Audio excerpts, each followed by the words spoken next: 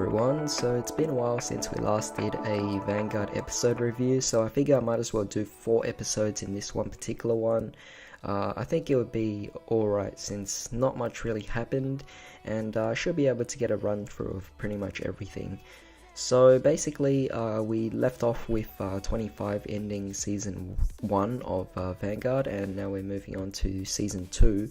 But before that, episode 26 basically is a filler episode where we have the avatars of the main cast, plus Blaster Dark, of course, just talk about their whole clans and what they do, and a bit of a featurette episode, kind of like that.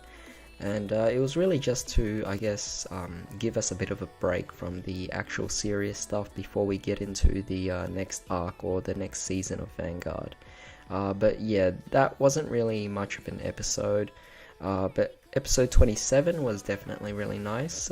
We actually start the episode off with Aichi winning the Asia circuit, with Leon coming as the runner-up, and Ren actually coming third, which was quite a surprise, but Aichi actually managed to beat Ren the second time, and he also managed to beat Leon, so definitely really cool there.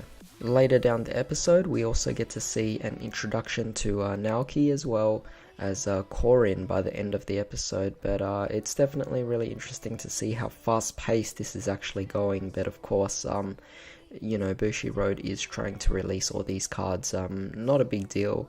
But we move on to episode 28 now. So in episode 28, we actually get to see more of Naoki's backstory and how he basically lives his life, and we even get to see a family member of his. We don't know if that's a brother or something.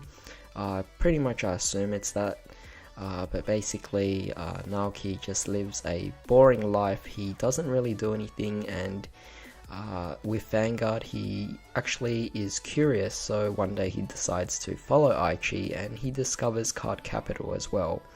And basically Shin tells him everything about Vanguard that he can, and we end up having Naoki leave.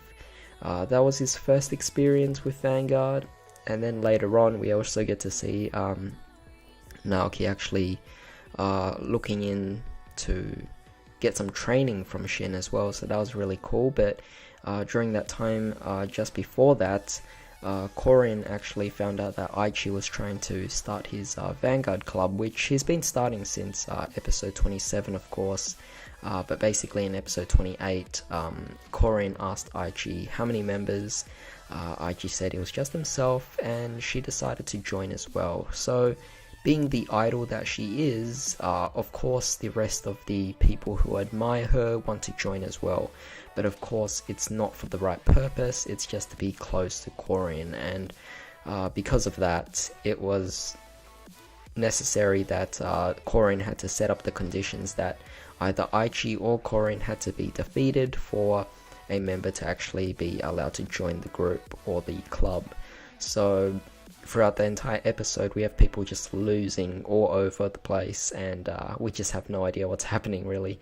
But you know, you start to get a small glimpse of how, I don't know, like, you don't really like the students of Miyagi Academy that much anymore. Not that we really liked them from the beginning, they were kind of just stale, but we get to see their personalities, and it's kind of a good reflection on, you know, real life itself as well, how it's easy to judge a book by its cover. And in this particular episode, I was quite annoyed by the other students pretty much accusing Naoki of ripping up Aichi's poster to actually promote his club, and it was definitely really unfortunate seeing how Naoki was treated that way. But he was given the opportunity to actually play, and he managed to beat Korin, so that was definitely really cool to see. We get to see a bit of the potential of Naoki and how good he can actually be with Vanguard, just through, I guess, a nightly session,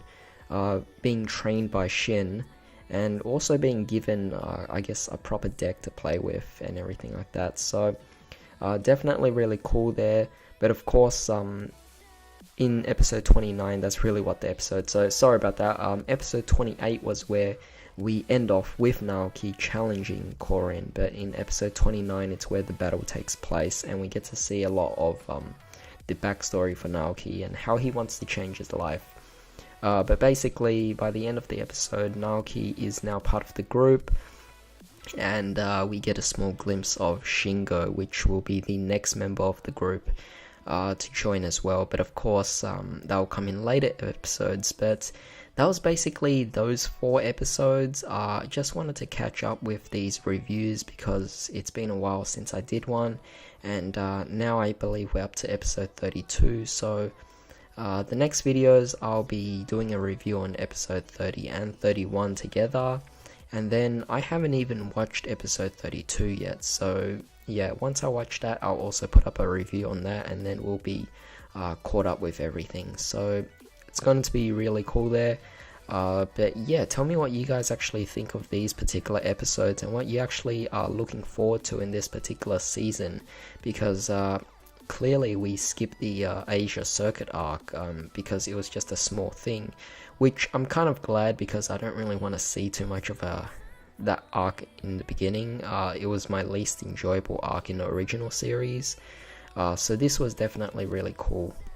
But of course, that also means that they'll be introducing Link Joker pretty soon, and that's something I'm kind of excited for. Of course, I don't know how they're going to implement this, and I don't know if the Link Jokers are going to be deleters or starvators or whatnot, because I never read the manga. But in the meantime, hope you guys have a great day and hope you guys enjoyed this video. I'll see you next time.